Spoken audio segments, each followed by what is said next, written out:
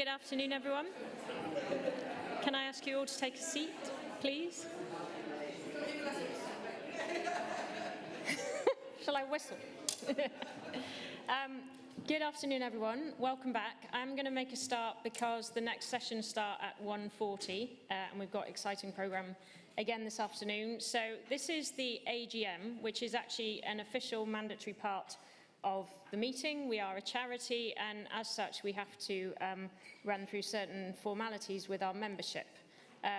All of the slides are going to be delivered by me, but I'm grateful to co-members of the UKMS exec for putting together their reports. First thing I want to say to people in the room and everyone online is thank you to everybody that's joined. We now have 562 members of the UKMS, and that number is rising every year. And just in case anybody's not sure, the reason that we exist, and you can see on our website, is that we're all working together towards excellence in myeloma care. And obviously, that can be defined in several different ways, but I think today we're demonstrating exactly all the hard work that's going into it. So this is just a summary of what we've done this year, 2024 to 2025. We had the Spring Day in March and also the Autumn Day this time last year. Thanks again to our previous Malcolm Morley speakers. So we had Paula just before lunch. This time last year we had Professor Gordon Cook talking about frailty, and in March we had Professor Sigurdur Kristjansson from Iceland talking about MGUS.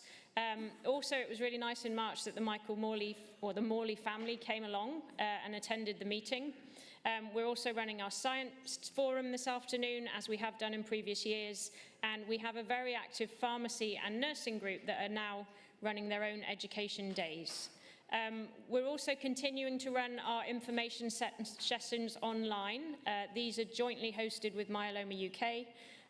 Grateful for Guy and everyone on the team for putting those together. In March, we did one on management of patients with frailty and comorbidities.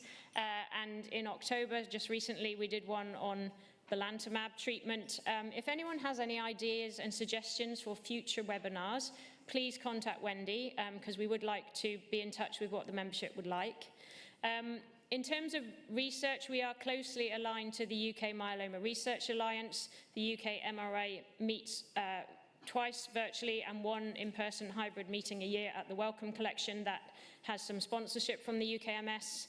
And in January this year, 40 of us from the UKMRA met in person in York, which was really nice. It was a chance to interact and share ideas on trial design and future unmet needs. It was great to hear from so many of our abstract award winners in the early session today. And again, we continue to award bursaries to support travel to future conferences. So in the last year, we've had bursaries for ASH, EHA, and the IMS. The same thing will happen in 2025-2026. So again, please look out for information on our website and coming through the email system for how to apply for those bursaries. We would encourage as many people as possible to apply, particularly our younger members, our junior consultants, people that are perhaps new to the myeloma field. We really want to support you going to conferences, and we know it can be very hard to get sponsorship from other places. And then one particular shout out to the IMS in Glasgow next September. We really would like to maximise the UK myeloma presence at that meeting, so we're actually going to increase the number of bursaries for IMS this year, so look out for that.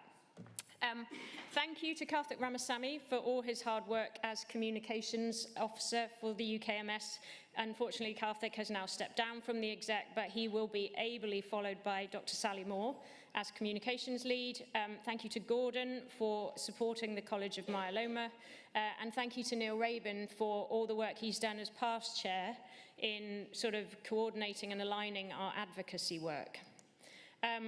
Thank you to our sponsors who are listed on the screen. We have several tiers of sponsorship, and we are grateful for all the support that we have, and we wouldn't be able to run these educational events without the sponsorship. Again, we've mentioned conferencing already. The other thing to say is that the UKMS and the UKMRA run joint sessions at the BSH. So we did one in Glasgow in April. The topic there was frailty, and we were very grateful to be joined by Professor Solomon Monnier from Lille, as well as Gordon Cook and Annabelle Macmillan from the UK. It was really well attended. It was a great session, and we will be repeating that at BSH 2026, which is in Liverpool, and again, the IMS in Glasgow.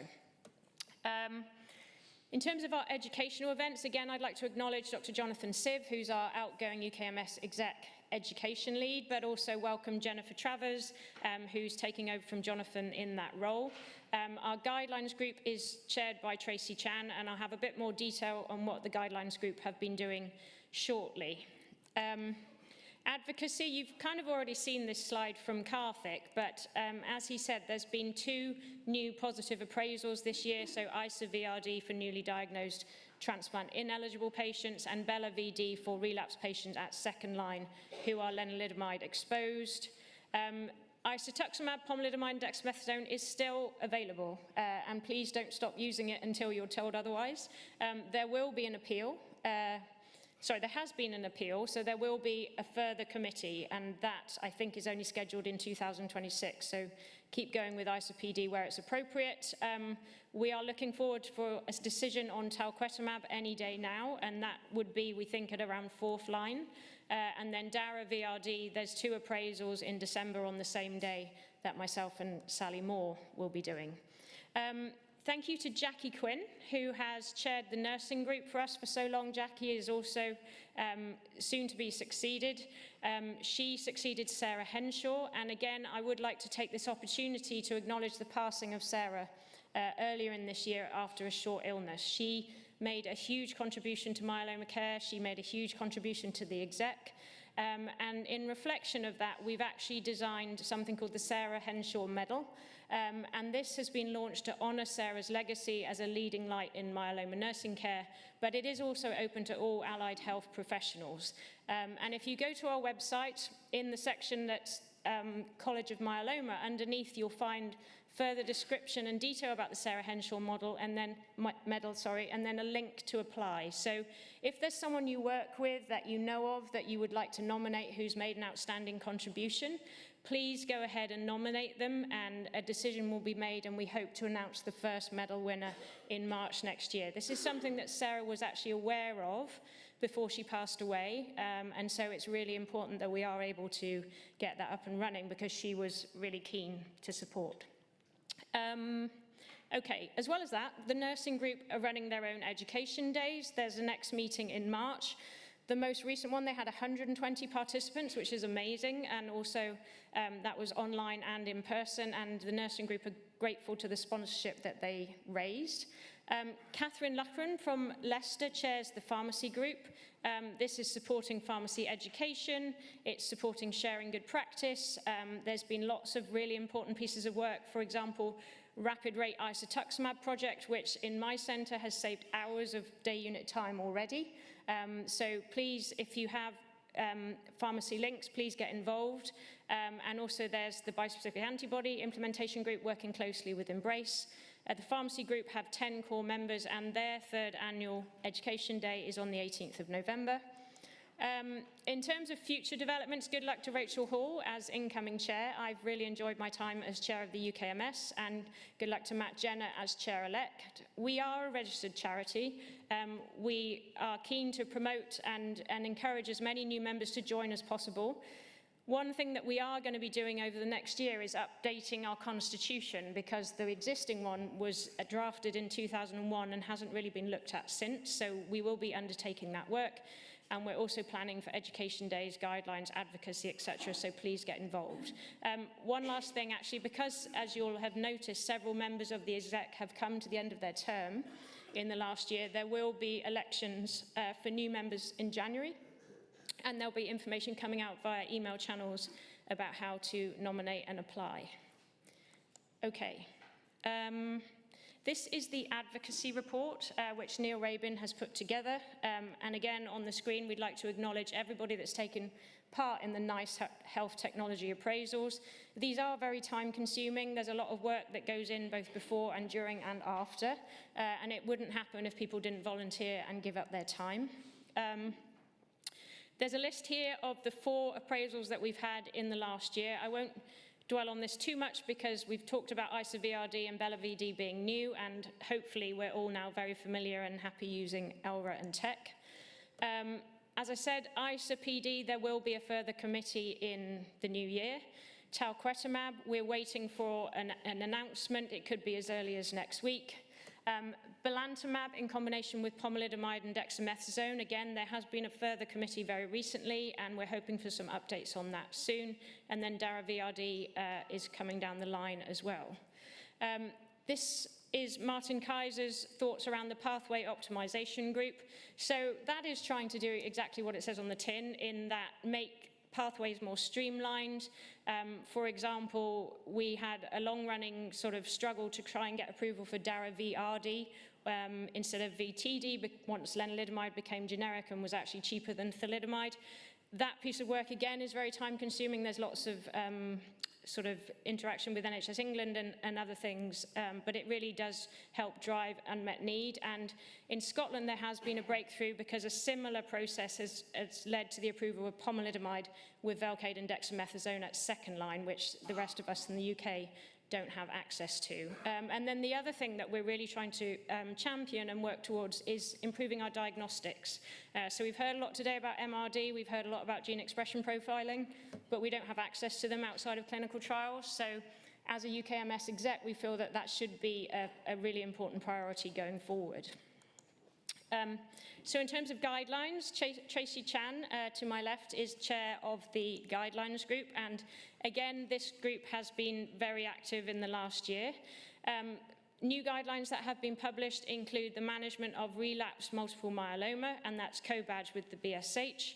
That came out in October. And earlier in the year, the MGRS guideline was published in January. And then below that, there's a list of the other active guidelines that we have, all of which you can find on the BSH website. There are, as you might expect, a number of guidelines that are still in production.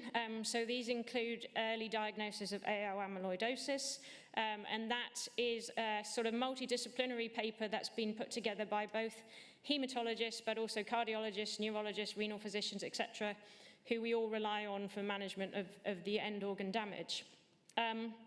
The bone disease guidelines are almost there. I've read them, they're excellent. Thank you to Stella and Roops Chowdhury and everybody that's put that together. It's almost ready for publication. And then Rakesh and Tracy and myself and others are bringing together a delivery and management of bispecific antibody paper in multiple myeloma. You might have seen the lymphoma one published recently, and we're keen to get ours out there as soon as possible. These are some guidelines that are under development, so not yet a formal writing group, but we are aware, as you might expect, that the newly diagnosed guidelines are already due an update. So there will be one on diagnosis, investigation, and initial treatment. That's been led by Kirsty Cuthill and Chris Parrish. Late effects in myeloma, again, is a really important topic. The longer people we live, the more late effects we're going to see. And then Kevin and Martin Kaiser are also hoping to put together a good practice paper on laboratory diagnostics. Tracy has had a few sort of challenges along the way, and as an exec, you know, we're very sympathetic and supportive about this idea of a good practice paper, and we know that we need to be agile in order to remain up to date, and BSH has quite recently decided that good practice papers would not exist anymore, but we are encouraging them to reconsider that view because they take much less time to produce, and you know, we all need updates as quickly as possible.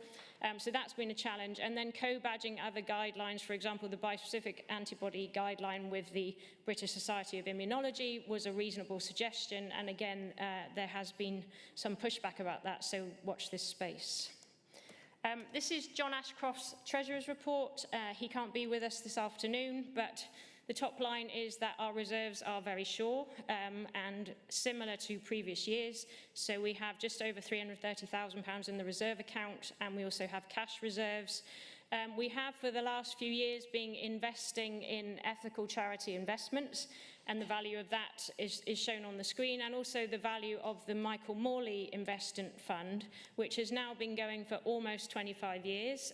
And when you meet with the Michael Morley family, what's really nice is At the beginning, they obviously had no idea that it would be so successful and that the society would be so successful, and they're keen to keep supporting us. They fund our education meeting in March to a level of £12,000, and we're grateful. These are the sponsors. In terms of our expenditure, I've already talked about the bursaries. We also have administrative costs of around £40,000 annually, and we have our accountancy fees of just over, well, £3,500. Rakesh Popat couldn't be with us today, but this is just a summary of everything that the UKMRI has been doing this year. So Rakesh is the chair and Martin is the vice chair.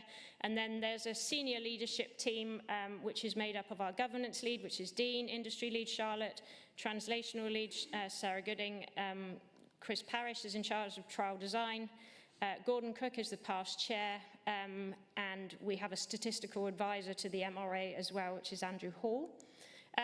The MRA also has several working groups, and the working groups have expert knowledge and meet regularly to co-design trials. So we have frailty, equality, diversity and inclusion, amyloid and other plasma cell disorders, and then translational science. This is the current UKMRA portfolio. So RADAR, myeloma 15, is still open until the end of the year. We would encourage you to keep putting patients forward into RADAR so we can hit our recruitment target of 1,400, but we are almost there. Then otherwise we have PROMISE, which is open for relapse patients. That's PROMISE D is open at the moment, which is belantamab, Velcade and dexamethasone. It is slightly different to the NICE approval because it's not restricted to second line only. There is opportunity for third line patients as well. So please have a think about PROMISE. DTP3 is still open as well. That's very much a relapse refractory study being run by Aris and the team from Imperial. And again, there are slots available for DTP3 and then also MCAR-T, which is the in-house CAR-T trial run from UCH with Lydia Lee.